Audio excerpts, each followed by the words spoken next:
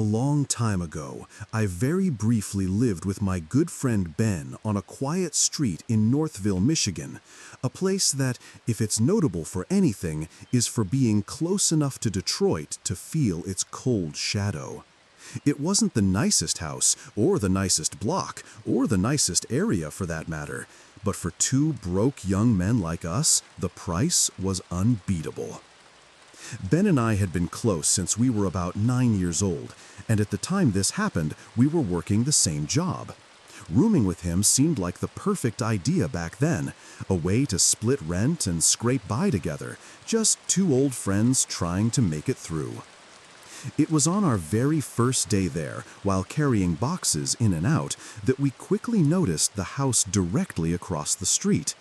It looked as if it had been swallowed by time, its yard a mess of overgrown grass that moved stiffly in the breeze, bushes thick and untrimmed, clawing at the cracked siding. The windows looked dark even during the day, and the silence around it felt heavier than the quiet on the rest of the block. It didn't take long for us to realize it was abandoned. A lot of houses around the area were, we discovered, something that somehow hadn't sunk in before we moved there. It was like the street was hiding that truth until we had already signed the lease and unpacked our lives into that little house. There was graffiti scrawled in angry loops next to one of the front windows, dripping in faded reds and blacks, and more sprayed across the leaning fence that framed the property like a broken jaw. Our neighbors on one side watched us when we moved in, leaning on their porch railings with cigarettes that glowed in the dusk, and the way they stared made the air feel a bit colder. We couldn't really see their faces, just silhouettes with smoke trailing around them, and something about them felt off enough that Ben and I shared a look. We didn't even want to approach them. The neighbor on the other side was an older dude, a very interesting, hippie-ish kind of guy. His name was Marv. He had long gray hair that fell in thin strands past his shoulders, and a matching long gray beard that looked wiry and uncombed, like it hadn't seen scissors in years. At first, I guess he seemed friendly enough, greeting us with a lazy wave whenever we passed, but there was something about him that was just odd.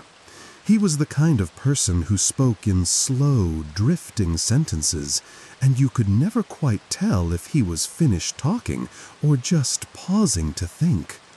It made him hard to talk to, and even harder to read.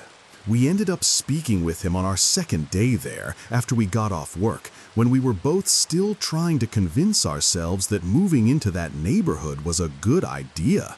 Marv had come over to the fence, leaning on it with his elbows, looking at us with those sleepy, pale eyes. He told us that the place across the street, the one with the crooked fence and the overgrown yard, had been abandoned for as long as he could remember. He said it like it was the most normal thing in the world, like there was nothing strange about a house sitting empty for years, swallowing the years like they meant nothing. That night, with the sun almost gone and the sky turning a deep purple that seemed to press down on the street, Ben and I were sitting on the front stoop, smoking. The air was cool, but it felt thick in my lungs, tasting like dust and the faint scent of something rotting from somewhere down the block. I glanced across the street, letting the smoke drift lazily out of my mouth, and that's when it happened. I felt a tingle in my stomach, sharp enough to make me suck in a breath. My body moved before I could even think, and I stood up quickly, the cigarette dropping from my fingers onto the concrete, where I crushed it under my heel. Ben turned his head, looking up at me with a confused frown. "What?" he asked, but I didn't answer. Instead, I raised my hand and pointed across the street, toward the house that had been nothing but a dead, silent shadow until that moment. I was pointing at the window, the lone upstairs window of the house. There was a face staring out at me from behind the glass. "Do you see that? There's someone at that window." Ben turned immediately, his eyes squinting into the dim light, trying to follow where I was pointing. But before he could catch it, before he could see what I saw, the face moved. It pulled back from the window, disappearing into the darkness inside so fast it felt like it hadn't been there at all. "It's weird," I said, my voice low, the words feeling heavy on my tongue. I tried to explain to Ben what I saw, but it was like trying to hold on to smoke. I couldn't even tell if it was a man or a woman, young or old. The glass was too foggy, streaked with dirt and age, but none of that mattered. All I knew was that there were eyes in that window, and they were staring straight at us. Ben looked at me, his face tight, the glow from the porch light catching the edge of his worried eyes. He told me, straight up, that I was legitimately creeping him out. But the thing was, he believed me. He could see it in my face, the way my hands were still shaking slightly, the way I kept glancing back at that dark window across the street. We didn't know what else to do, so we ran over to Marv's house to tell him what I saw, hoping maybe he would have some explanation, something to ease the tension crawling under our skin. But when we knocked on his door, there was nothing. Silence. The weird part, we could see him, sitting there in his tiny, cluttered living room, the flicker of his TV lighting up the room in flashes of blue and white. He was there, watching TV, the volume low enough that we could hear the soft hum of voices through the glass. But he just sat there, not even glancing at the door, not even moving. That fact, that he wouldn't answer, wouldn't even look our way, creeped us out even more. I remember Ben whispering, his voice barely above the hum of the crickets in the yard, "Dude, what the fuck is going on with this place?" Ben left for a bit after that, trying to calm himself down, but the situation couldn't stay funny for long. When he came back, he had something with him, his katana. It was a real one, not some cheap wall hanger, and he carried it carefully, the blade wrapped in a cloth, but I could see how serious he was by the way he held it.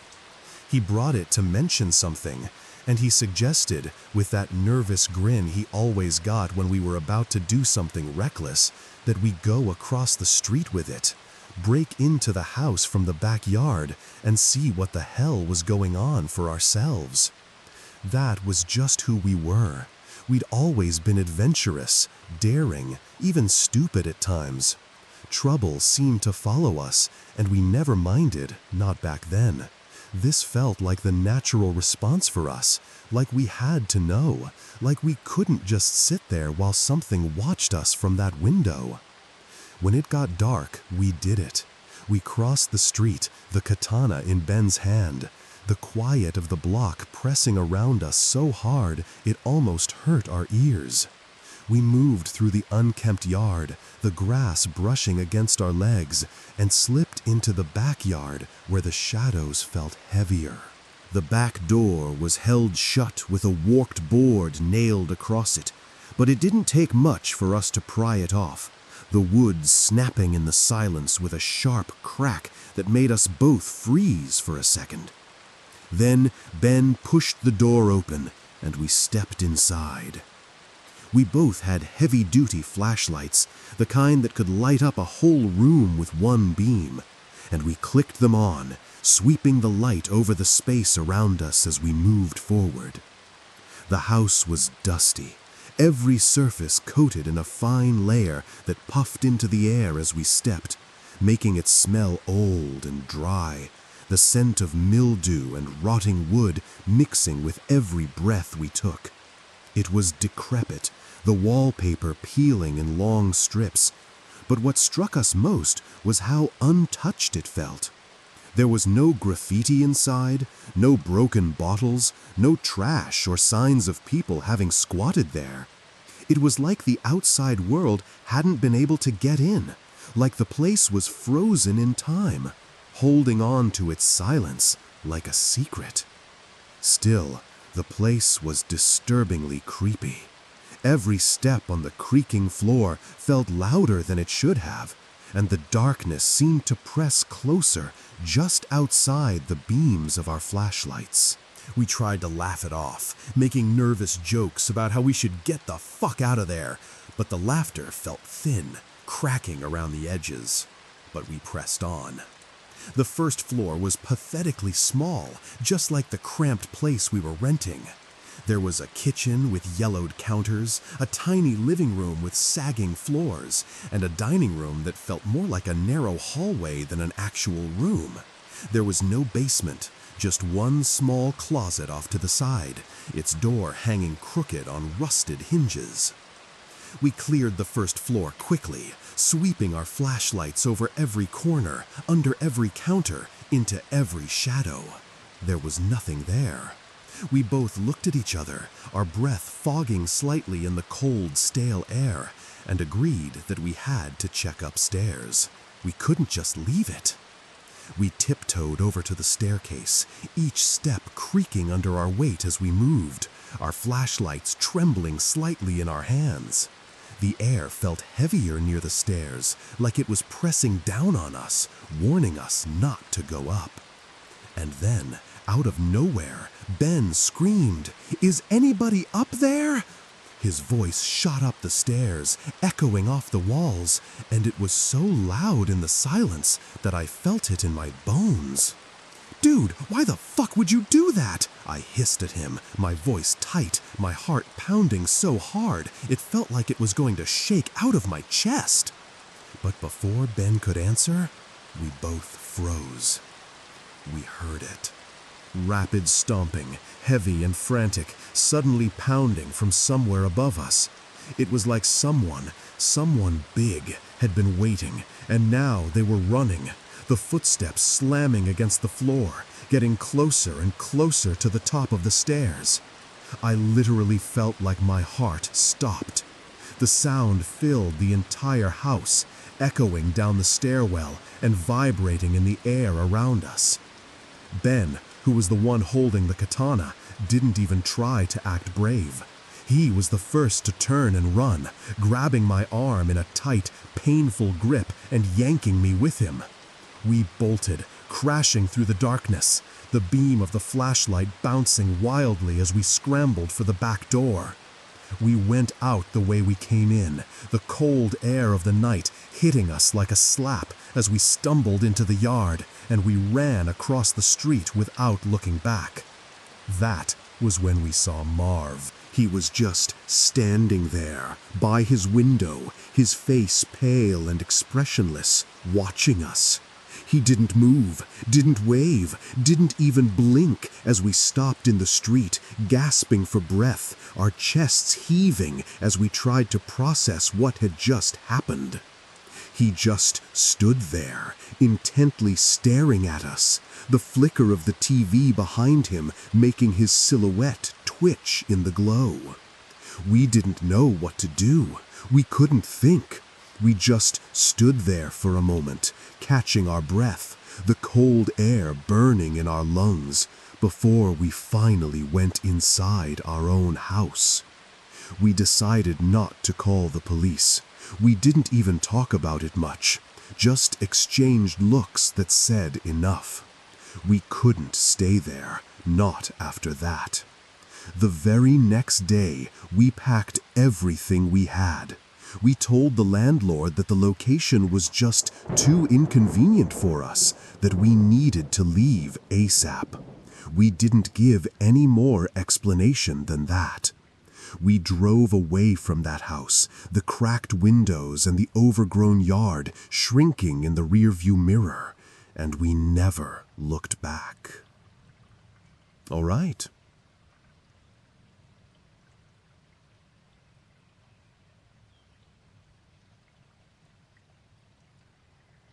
So, there are a couple of abandoned dorms on my college campus. They've been shut down for like 15 years now, though if you asked me why, I couldn't really tell you. I don't know why they closed them, honestly. Maybe it was something with the structure, maybe something else.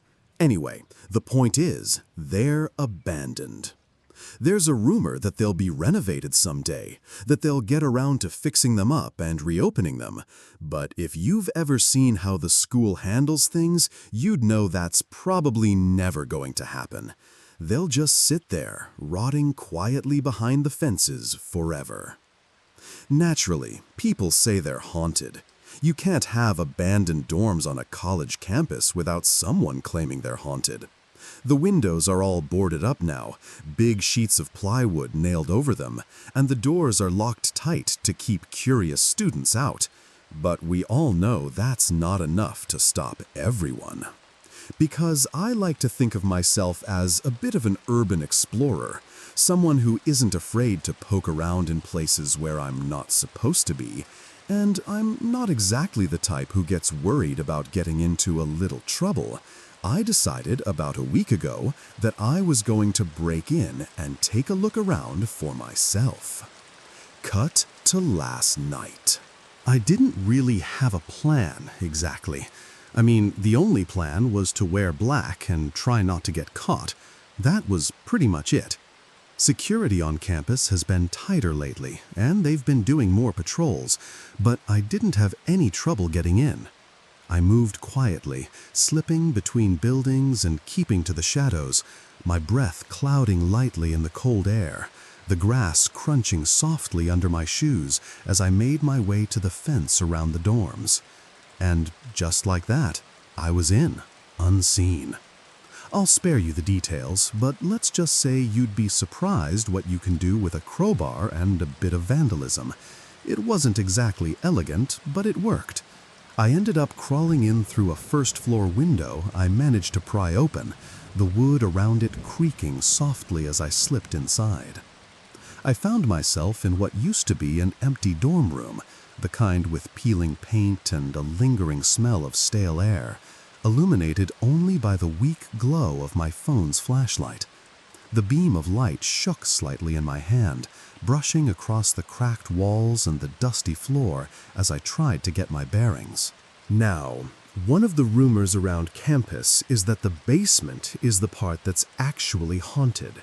So, naturally, that's where I decided to go first. At the time, I thought I was some ballsy explorer, the type of person who could handle whatever might be down there.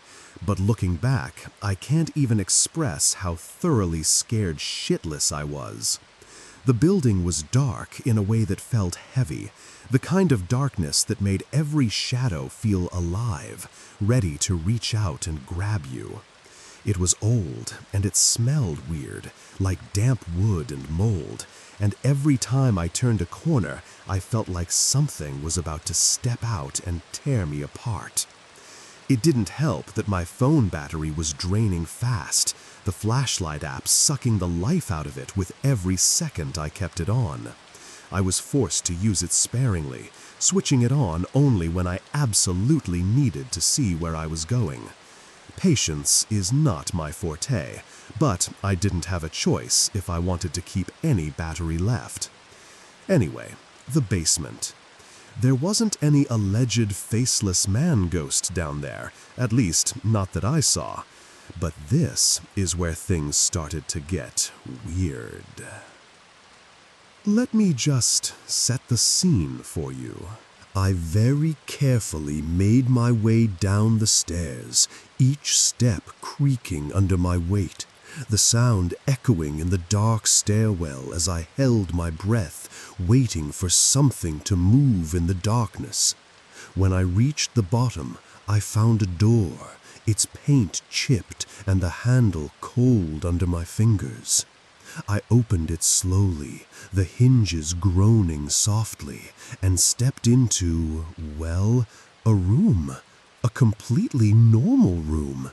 It was a little colder than I would have liked, and the floor was stickier under my shoes than I was comfortable with, but otherwise it was just normal, empty, still. For a moment, I almost felt stupid for being so scared. I swept my flashlight across the opposite wall, letting the narrow beam of light cut through the darkness. There was another door on the other side of the room, its surface dull and scratched, paint peeling in thin curls near the handle. Probably just a laundry room, I thought. I told myself I'd go in there, take a quick look around, and then get the hell out of there before I ended up pissing myself from nerves. Then I could go back and brag to my friends that I'd explored the basement of one of the abandoned dorms, that I'd actually done it. But it wasn't the laundry room. I opened the door, pushing it slowly as the hinges let out a soft groan, and what I saw made my entire body go cold. There was a sea of red on the floor, glistening under the shaky light of my phone's flashlight. The whole floor was slick with it, and in the center of the room there was a drain, but it was clogged with things. Various organic materials tangled together, shiny and red and looking wet in a way that made my stomach twist. I couldn't process what I was seeing, but I knew it was wrong. I caught a glimpse of something on the ceiling, a black, pentagon-like shape just hanging there in the shadows, and that was it. I fucking ran.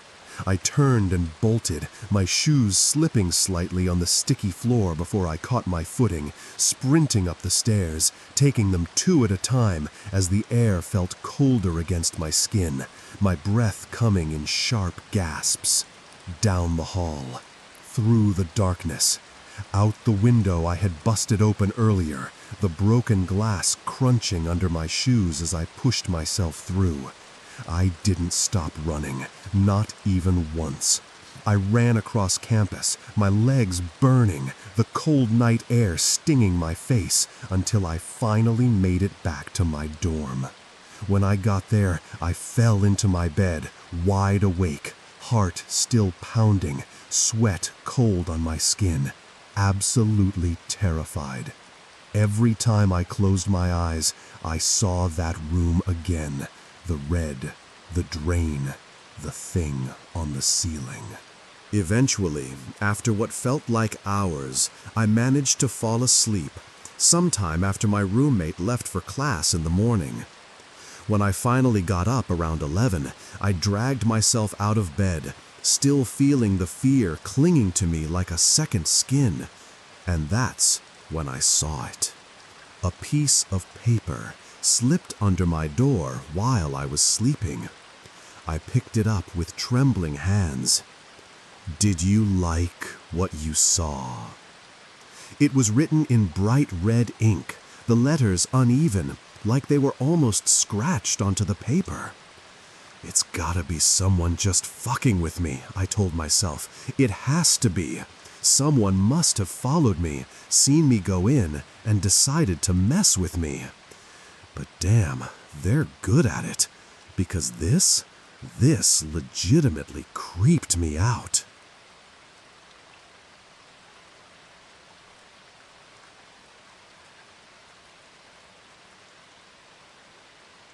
I'm 16 years old, and I currently live next to a vacant house.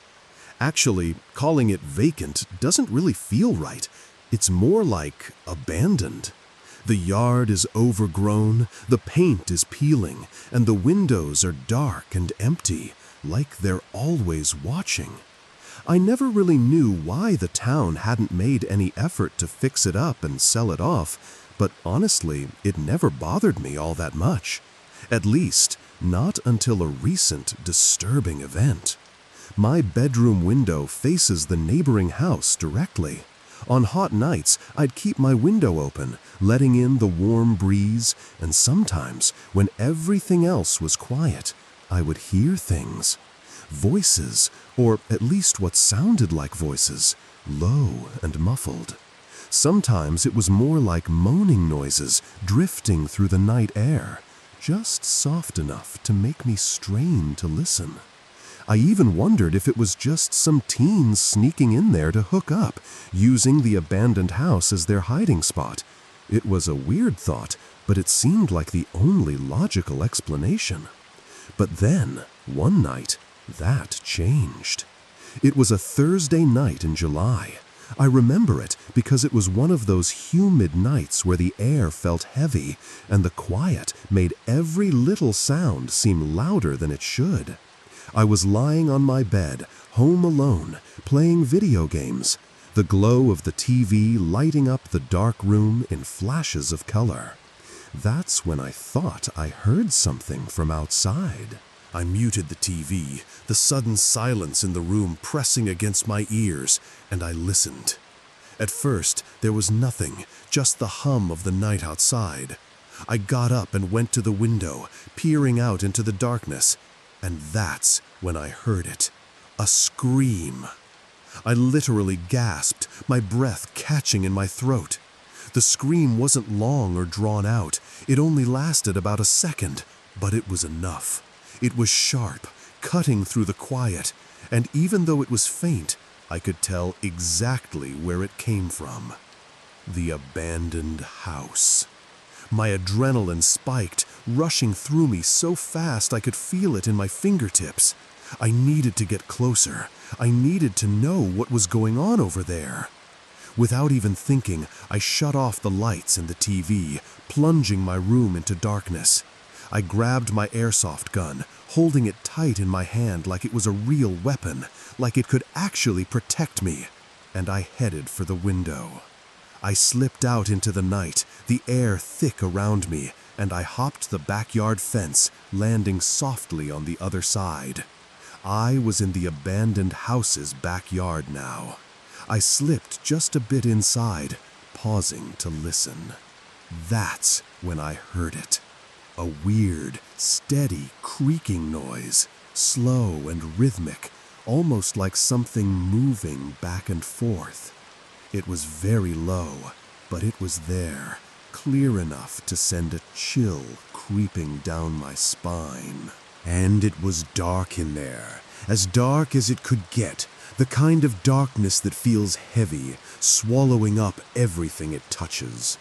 I could barely see my own hand in front of me, so I flicked on the light attachment on my airsoft gun, the narrow beam cutting through the black, illuminating a small circle in front of me. For a split second, I actually felt pretty cool, standing there with the gun up, the light sweeping across the dusty floor. I took a breath, steadying myself, and then stepped fully into the house. The creaking sound grew louder as I moved, the steady rhythm echoing faintly around the empty walls. I scanned the living room first, the beam of light sweeping across the space. It was completely empty, nothing but an old stained carpet and the outlines of where furniture used to be. The other rooms on the first floor were the same, empty, silent, abandoned. But the sound didn't stop. I crept over to the basement door. It was already open, the darkness spilling up from below like a living thing. The creaking was coming from down there, drifting up the stairway in slow, steady beats that made the hair on my arms stand up. My heart started to race, pounding so hard I could feel it in my neck. Every part of me was telling me to turn around, to leave, to go back to my room and forget any of this ever happened. But I didn't. I guess it was that teenage adrenaline, or maybe just the kind of curiosity you can't shake. But either way, I couldn't stop myself. I needed to see what was down there. I placed one foot on the top step, the wood creaking softly under my weight, and then another, moving slowly, one cautious step at a time down the stairway. The creaking sound below got louder with each step, matching the rhythm of my heartbeat, making it harder to breathe.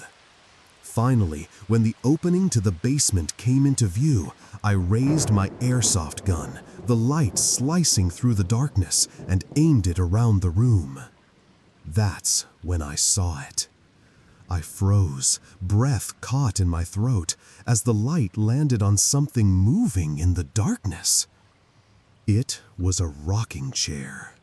The moment the light landed on it, I felt a sharp pain in my stomach, like my insides twisted all at once. In that rocking chair, in the middle of the basement, I saw the back of somebody's head. They were sitting there completely still, their hair dark and messy, facing away from me. The second the light touched them, the chair stopped rocking, the slow creaking cutting off so suddenly that the silence felt even louder. I didn't think, I just ran. I spun around and bolted up the stairs, my feet thudding against the steps, taking them two at a time, the darkness behind me feeling like it was reaching out to grab me. I slammed the basement door shut so hard it rattled in the frame, then tore through the house, yanked open the back door, and slammed it behind me, the echo of it cracking across the backyard. I didn't stop until I was back inside my house, every breath coming in sharp, shaking gasps. I locked the back door, then ran to the front and locked that too, checking it twice before I finally let myself pause. I went straight to my room, my legs still trembling, and stood at the window, staring out across the yard at the abandoned house. My hands were still shaking as I picked up the phone and called my dad, my eyes never leaving the dark windows of the house. When he picked up, he seemed more surprised than concerned when I told him what happened. He confirmed that nobody was supposed to be living there, that it had been empty for as long as he could remember. And then, calmly, he told me to call the police and get them over there to check it out. When I hung up the phone, I took a deep breath and looked out the window again. That's when I saw him. Right across from me, on the same level, in the upstairs window of the abandoned house, there was somebody standing there. The window was open, and he was just standing there, facing my direction. I shut the blinds, my heart pounding so hard I could feel it in my throat, and immediately called the police. They told me to keep watch through the window until they arrived, and with a shaky breath, I reached up and lifted the blinds again. He was gone. The window was empty, nothing but darkness staring back at me, the open window swaying slightly in the breeze. I just hoped, as I stood there waiting, that whoever it was would still be in the house when the cops arrived, that I wasn't going crazy. But, of course, just my luck, when the police finally showed up and searched the place, the house was completely empty. There were no people, no furniture, nothing. Well, except for one thing.